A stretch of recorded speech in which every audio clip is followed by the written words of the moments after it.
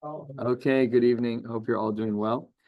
Today we are going to be learning Maseches Bava Basra, Daf. What are we doing? Daf Kuf Yud Beis, but we're starting halfway up on Kuf Yud Aleph, Amud Beis. We're going to be stopping about 3 lines down on Kuf Yud Beis, Amud Beis, just a tough Gemara, so it's going to take a little longer to get through. But the upcoming blot, the Chaste Hashem as it relates to Yantif, are really, by and large, shorter, which hopefully should make Yantif a little. Your attitude has been heard and ignored. Yeah. I love that you are the one with the attitude today. So this is wonderful.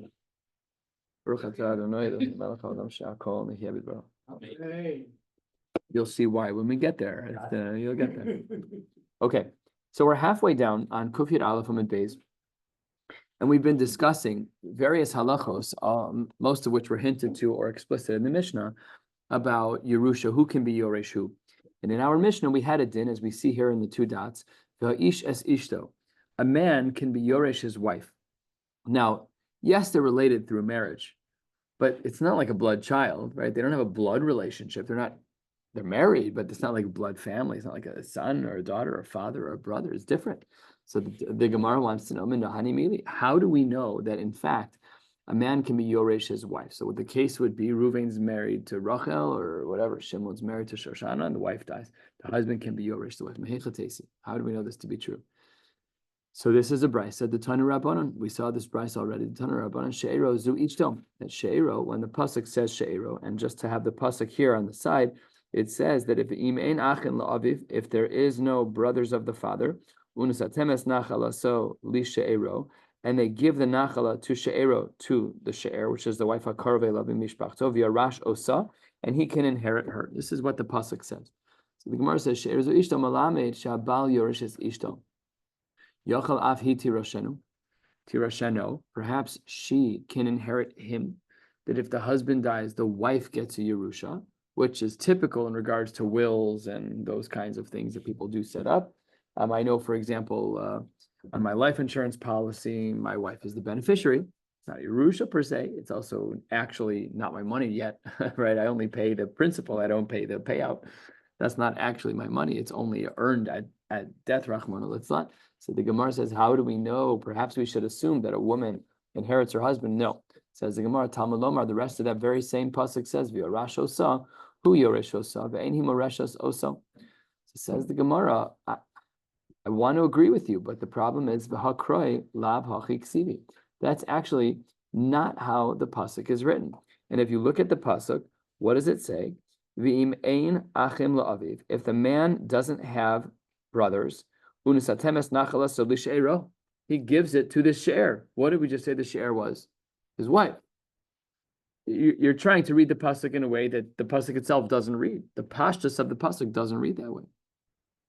So the Gemara gives 3 answers to this question. They're just difficult answers. Not difficult to learn. They don't work well. Here's answer number 1. Amar Abai Taritz Hachi. You really should parse the pasuk into 2 pieces. Number 1, V'nasatem es nachala so lekarov elav. That you should give the nachala to someone who's close to you. And in an unrelated matter, she'ero v'yarash osa. In regards to the wife, only he can inherit her. Now, the problem with this is that Amar Rava Sakina Chariva Mifsika Kray. You've taken a scalpel and you've dissected the pasuk in a way that isn't reasonable. That's not how the pasuk flows. I'm just going to I'll just read the pasuk again. V'im achim la'aviv, unesatem es nachala so lish'ero hakarov elav. If there are no brothers of the father, that father should give it to his share, which is his wife. Now look at what that first answer had said. And then unrelated, but the words are not in the sequence. The words that this first answer gives, that Abaye gives, it's not even readable that way. So the Gemara says, Amar Rava, we're going to actually employ a different type of response, one that has a history. Says the Gemara, Amar Rava hachi kamar. Unisatemes nachalas she'ero lo. We give the nachala of the she'er, the nachala of the wife, to him. And here the Gemara is relying on and employing an idea we saw many years ago in Maseches Yoma. Kasavar gornu mosifin v'darshin. You're allowed to take letters and add letters and move them around. So let's look at what the Gemara says. The Gemara says, Unisatem es nachalas she'ero lo. What does the pasuk actually say? The pasuk says, Unisatem es nachalaso li she'ero. So the nachalaso in the pasuk that we took away, li she'ero, lamed is also taken away. And then we add the word lo. So nachalas she'ero lo. This was when my Rebbe has said, and I've shared this many times, it is very difficult how the Chachamim knew how to do this. They looked at the pasuk that on its face seemed to say that a husband, that a husband would give his Yerusha to the wife, and they said that's actually not what the pasuk means. We're going to take two letters, the Vav from Nachalaso and the Lamed from Lishaero, and we're going to rework the pasuk to read Unasatem es Nachalas She'ero lo. The exact opposite of what the pasuk said. Again, it's so hard to really understand how this works. We need Rishonim. We need to have a deep understanding of this. Not for now. And says the Gemara, a third possible answer. We're 2 lines into the wide lines, 8-9 lines from the bottom of Kuf Yud Aleph Amud Beis. The Gemara says, "V'hai Tana," another author, Ma'isi Lamihacha. We have another brisa that agrees with this idea as well. And now we're going to get into a deeper lumdus of this idea about a husband being yoresh a wife. Says the Gemara, Detanya, V'yorashosa, the pasuk says he inherits her. Melamed shabal yoreshes ishto. We see from here, these are ABCs, a basic inference from the pasuk, the Rabbi Akiva, that a husband is yoresh the wife. Rabbi Shmuel Omer eno tzarich. I don't need this pasuk of Yorashosa. Why don't I need the pasuk of Yorashosa? Because says the Gemara, Harehu Omer v'chol bas yoreshes nachala mimatos b'nei Yisrael le'echad mimishpachos. That every daughter can be yoresh the nachala from the matos of b'nei Yisrael. You skipped one. Rabbi Shmuel, no, I did not. Did you say deeper Rabbi Akiva? I did. My bad. That's okay. I forgive you. I still love you. Thank you. Especially because you didn't make us start on time tonight. I was very proud of you. I was very proud of you. Maybe he was watching the Yankees game when I said Divrei Rabbi Akiva. You never know. It's just, you never know. Crazier things have happened in Daf Yomi. That's for sure.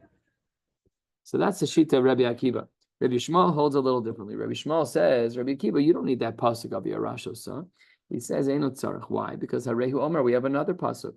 The pasuk says, V'chol bas yoreshes nachala mimatos b'nei Yisrael, that every daughter can get an inheritance if she's the only daughter of an achala from matos, from a shevet b'nei Yisrael, lechad mimishpachos, and says the Gemara, behasavas habaal hakasav medaber. We're talking about a case scenario where she got this from her father, and then now she's not allowed to marry into another shevet. She got it from her father. We don't want that money to leave the shevet, so she has to stay in her family. So that's pasuk number 1, why Rabbi Shmuel says that Rabbi Akiva is wrong. The Gemara is going to say now, ve'omer, and we should be trained as Gemara learners. Whenever the Gemara presents multiple psukim, we need to say, my ve'omer. We're going to ask that question on the top of Kuf Yud Beis Amud Aleph. We'll get there. But first, let's see the various psukim of the Gemara of Rabbi Shmuel. So it says the Gemara ve'omer. Not only do we have pasuk number 1, but also v'lo sasuv nachala livnei Yisrael mimate el mate. You're not allowed to be sasuv. You're not allowed to another. So that means that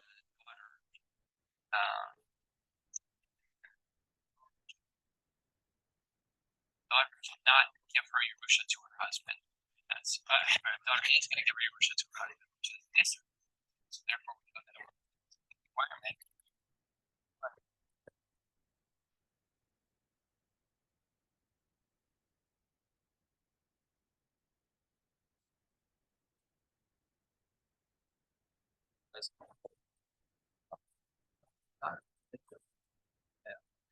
On the money of one David to go to another.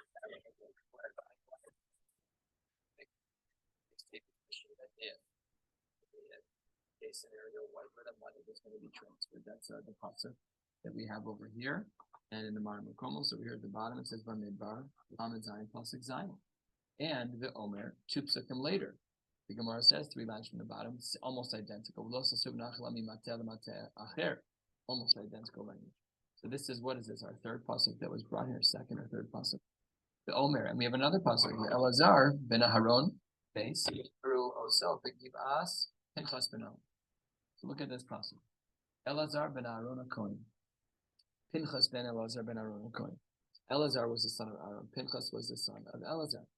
When Elazar died, where was he buried? The Givas Pinchas. He was buried in the field of Pinchas Beno.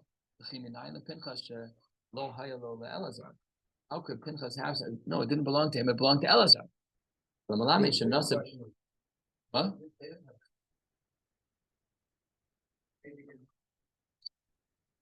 That's not what the Gemara is asking. Yeah, it's a fair question, but there was an aspect of property that Elazar had. It doesn't mean the chalukah. It means he had a property. But the Gemara is bothered by the fact that it called it Givas Pinchas. Why did you say it belonged to Pinchas? It didn't belong to Pinchas. It belonged to his father. When he was alive, the field belonged to him. How could it be called Pinchas' field? And Molamed, that the field that Pinchas had didn't come from his father, because the pasuk would never have called it the field of Pinchas if it belonged to his father. What would it have called? Rather, what we see from here is that Pinchas married a woman, she died, and he inherited a field, and that's why the pasuk called it Givas Pinchas. What do we see from here? Again, for the fifth time, that a man is Yoresh's wife. The Omer, another one. Usku, which was the name of a person, Holides Yair, father to son. By Hilo, Esrim V'Shalosh Arim Be'eretz Hagilad, and Yair had 23 pieces of property. And similarly, as we check the top, how could it be that it belonged to him? After all, it should have belonged to his father. So why were the 23 Arim referred to as property of Yair? It should have been the property of Sku.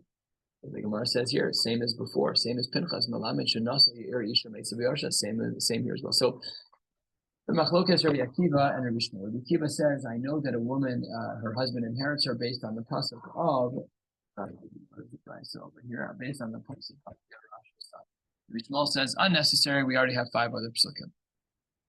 The Gemara, why do we need to have these layers and layers and layers of rayas for the shita of Rabbi Shmuel, that the husband is Yoresh Tabal from 5 different Maramakomos? Says the Gemara, well, the Chitema, the Sibas Haben, Bakapi, that maybe the pasuk of Yorash Osa is not talking about a husband being Yoresh a wife, but a son being Yoresh's mother. Like the son is from a different Shevet. If Rachel marries Reuven, Rachel's from Shevet Levi. That's a bad idea. Rachel's from Shevet Dan, and Reuven's from Shevet Yisachar. So maybe the pasuk's talking about Hasabas Haben, that when she marries in from her Shevet, if she dies and the money goes to Reuven, to the child, that's another Shevet. Maybe the pasuk's not talking about a father, a husband and wife at all. Says the Gemara, Abal, Baal lo yaris, but a husband would not inherit his wife. Tashma, that's why we need another pasuk still. That's why we needed another pasuk, because one of the two psukim easily could have been talking about a son inheriting from a mother, and maybe the pasuk wasn't speaking about a husband inheriting from his wife. So perhaps that isn't a good Mari Makom. That's why we needed a second pasuk. So we had the next pasuk of Lo Sisov Nachlo B'nei Yisrael Mimatam. I v'chitzim alavor alo belav ve'asek. Maybe the extra pasuk is to teach me that there are extra lavin and an asay, a lav and an asay for the woman to marry out of her shevet when she is someone who is going to inherit. And really, it's not talking about the Baal anymore at all. It's only talking about the mother and the son. But because she married out of her shevet and she has an inheritance, she should not have married out. And maybe to say that there's 2 psukim, not one for the ben and one for the husband, but to teach me that there's an Isser Lav and an Isser Asay Toshma. That's why we have another pasuk, Nachama. The next pasuk that we saw to teach us that even if you want to argue that way, that the psukim are all talking about a ben being Yoresh. But now we have 2 psukim. You might have thought that one of the psukim was talking about the ben, and the other psukim was talking about an Isser Asay and an Isser Lav, but still the husband's not around, and we have no Mari Makom for Abad being Yoresh Ishto. Why we said Tashma lo sisov nachala mimata lemata acher. Okay, says the Gemara, fine, but maybe that third pasuk is v'chitem alav or alav b'shnei lavin ve'aseh. Let's just increase the number of lavin that she's violated. If a woman knows in Shevet Dan that she's going to be the Yoreshus of her family, she's the only daughter. Now she has this Yerusha sitting in a bank account, and she marries out into another Shevet. Maybe we should say But there's an Isser Lav for her, a Shnei Isser Lavin, Lav or Lav Shnei Lavin Basing. Toshma, that's why we needed yet another Nachama. We needed another pasuk, a fourth one of the Elazar ben Aaron Mace, the riot that we brought from Elazar and Pinchas, that it must be that Pinchas was Yoresh, his wife, because otherwise he never would have called the field Yivas Pinchas when his father was the one who owned the field. Makes no sense. Obviously, he must have gotten it from his wife. Elazar who did not speak it so Mesa V'Arsa Pinchas.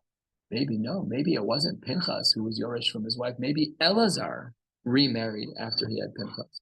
And he married a woman and then she died, and Pinchas got that Yerusha. Well, if that's true, that's fine. But then what we're not able to learn is about a husband being Yoresh from a wife, which is what we're trying to Toshma, the case of Uskub, Holy Des Yair. Chitema Hasam by Skub, the same exact thing happened. That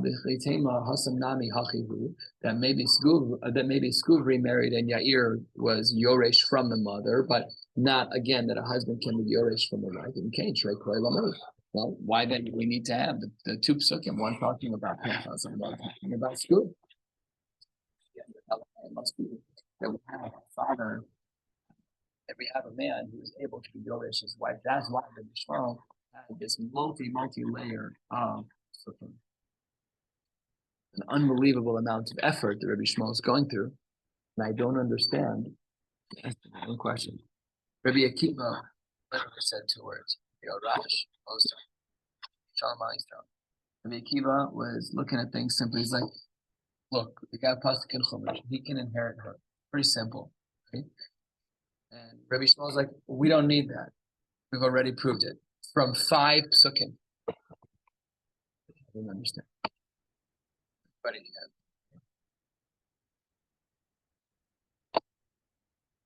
Gemara's going to ask that. Beautiful. Gemara's going to ask that question.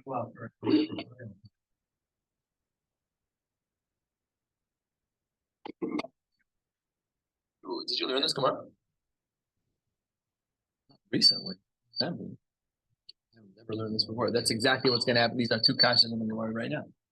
Beautifully done, Rosh Kibata. So let's see what happens. I'm going to let Papa Abai. How do you know that these riots are correct? Maybe we can say that really all of these psukim are wrong, and a husband cannot be Yoresh. And all of the psukim are really talking about redirecting family funds to a son, like our questions that we asked above all the Maseches. The Yair, like very much like you just said, Rabbi Slamberg, Yair the Zavan Mizbar, Pinchas Nami the Zavan Mizbar. They purchased it. The reason it was called the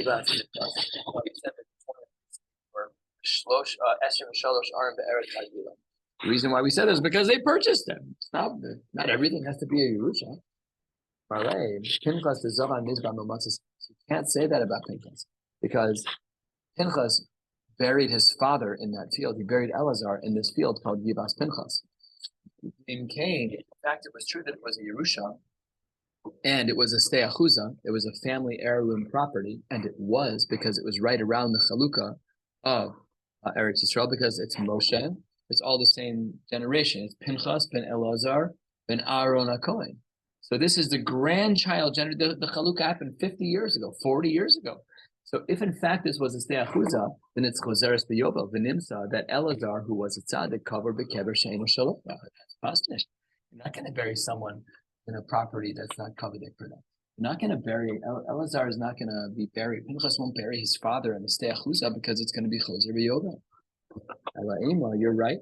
What is possible, though, is the Nafla law, lay, and it could be that, in fact, he does own this property for a different reason. Stecharamim are fields that were donated or mukdash to the Beis HaMikdash. They can then be given out as stecharamim to Kohanim that they taka. The Gemara asks and says, even if it were to be the case that it wasn't a Yerusha, there still is another way to learn it, which is that it was stecharamim. Okay, now comes the difficult part. Yesterday we were discussing again. Earlier today, we were discussing again in the beginning of the shiur, yesterday's Daf, we were discussing again that if we know that there's only a daughter, then she's not allowed to marry into another sheva, because that daughter will get an inheritance from. parents are in Shevet X. And if she marries someone in another Shevet, then by definition, there's Hasaba, the money is redirecting it to the Shevet. We don't want that. Says the Gemara, Amar Abaye, so. Even if that were to be true, Akamis Akra, Nachala, Mishifta de Ima, Mishifta de Abba. But her mother didn't have an Isser to marry out. Mother didn't have her own property when she got married. She didn't have a Yerusha. She got married from Sheva Dan to Sheva Yisachar or any other mixture thereof of the Shema. So even if you want to say that the daughter is not allowed to marry out, but the husband's Yoresh the mother, what's the difference? Why would the Torah have an Isser for the daughter to marry into another Shevet? If the mother dies, the husband's Yoresh her. That's also switching Shvatim. But there was no Isser on the mother to marry out. Says the Gemara, Umimai, the Dilma, shiny Hasam, Shekvar Huspa. Perhaps it's different over there. Maybe the case was where it already actually happened at the beginning of their marriage. Difficult piece of Gemara. You can see at the bottom, it's very long, Vibur Hamaskil, with edits to it of the Rashbam and Rishonim on this as well. That perhaps the second generation still has an Isser, even if the first generation was Kvar Huspa. So Amar Le, Abaye says back to the questioner. We don't know who the questioner is. Abaye says, no. The Gemara says, Amar Le, no, Shekvar Huspa, Lo Amrina. We don't say that in the previous generation that the money was already redirected. Isser is a standalone Isser. The Isser is that if a girl is a sole inheritor, she's not allowed to marry another Shevet. By the way, if this is halacha l'maisa, we should have a safek d'oraisa every single time a girl gets married if she's a child. Which clearly we don't say. How we would ever get around such a thing? We have no idea. It's not Spabala doors. If you have a family that has one girl or all girls, have a problem because according to the Gemara, and works halacha l'maisa, if there's only one daughter, so then as we know by definition she's Yoresh her parents, there's an Isser d'oraisa for her to marry, an Isser aseh and an Isser lav, maybe two Isser lav for her to marry into another Shevet. But if we don't know who's in which Shevet, how can a girl get married if she's the only girl? It's not because we don't paskin that way. I'm sure we all know families where there's only girls and they all get married. I don't know the answer to the question. I'm just saying that's what it's.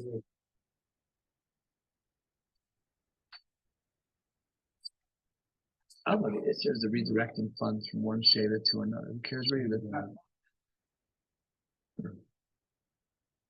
Yeah. Okay, I hear the distinction. Is it only talking about land? Yeah, I mean, the Gemara just speaks about Yerusha broadly, but I presume that you're right. So money would be different?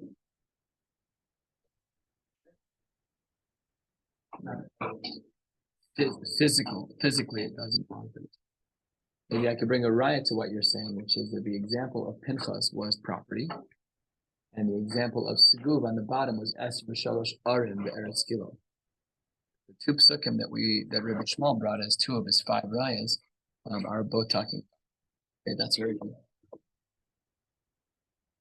And that, I guess then the question sharpens. So if you live in Eretz Yisrael and you own property and you have one daughter, we should the big suffix of Michigan. Oh.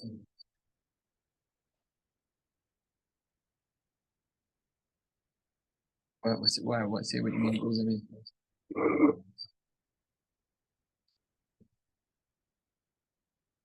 They were Garen.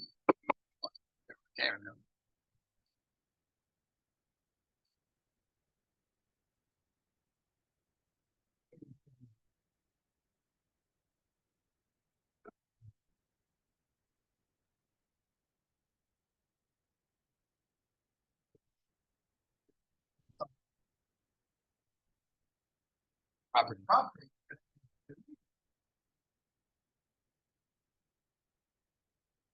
Yeah.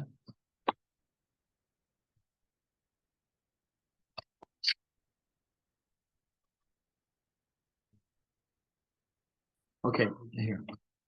All right, so the Gemara says, "Mimai v'dil mashayni hasam." Maybe the inheritance already took place. Relation to Kvar Huspa Lormin and Abai says we don't say that. What'd you say?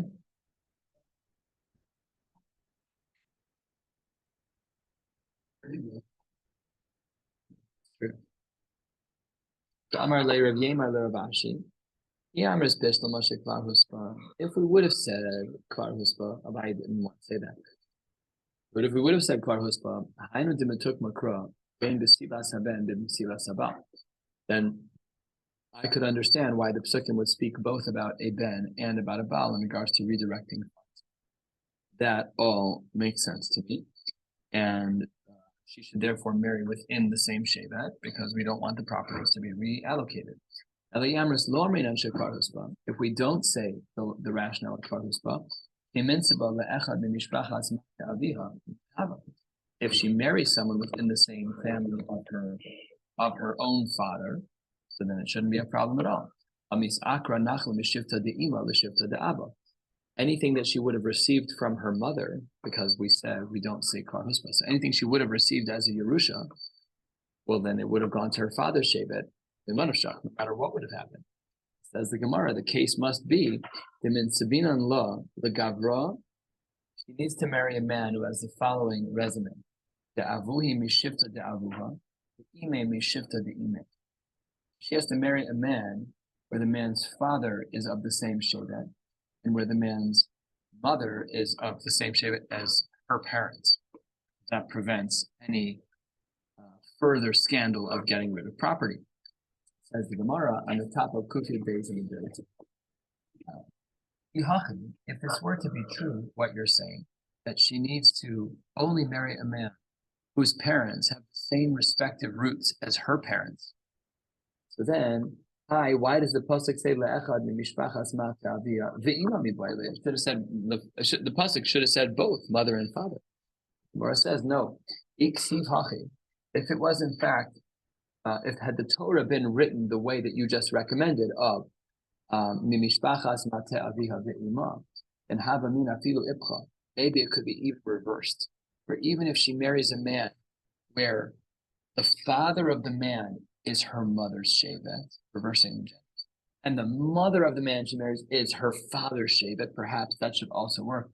That it does not work. So that's what the Gemara says, is that the solution over here is that when she gets married, she has to marry someone who has the same respective shvatim as her own parents. She marries a man. The father of the groom has to be just like her father, shevet, Yisachar, whatever, and the father and the mother of the groom has to be like her own mother from shevet Dan, whatever the case. So we'll stop right here, 3 lines down. We'll be able to catch up over Yantiv and Hashem. It's today, Tuesday, so tomorrow nothing. Thursday, Friday, Thomas. Good.